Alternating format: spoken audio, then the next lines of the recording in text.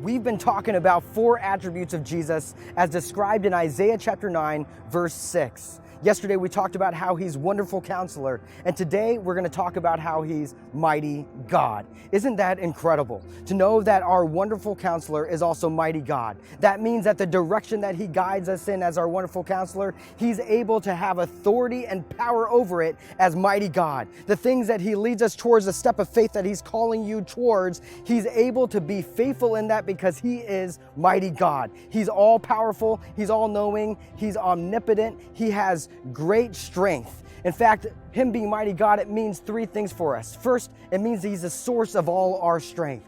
The Apostle Paul, he says in Philippians 4, I can do all things through Christ who strengthens me. You see, he's the source of the strength. Yes, even if we're facing persecution, even if you're facing calamity that the world just seems to put us through, we can have strength because we are in Christ and he is mighty God. He's also the source of our change in identity. His power as mighty God, his authority over it changes our identity from being enemies of God to being friends and even sons and daughters of the living God. In Ephesians 1, it tells us that we're chosen, beloved, redeemed, adopted. We're heirs now to a heavenly treasure. We're blessed with all the spiritual blessings in the heavenly places. Our identity in Jesus is empowered by a mighty God. And lastly, Peter talks about in 1 Peter how we are kept by the power of God. You see, Jesus as mighty God seals our eternity with him. That means this goodness that I've been talking about, the fact that we have a wonderful counselor, he's going to be there forever and ever.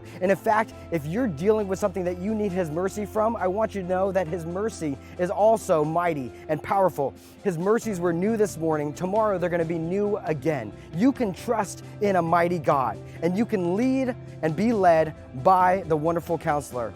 So let's talk together about how God is being mighty in your life. How is he showing off his might and his power and authority in your life? What are some steps that you need to be taking so you can dig more into places where God's mighty power would be on display?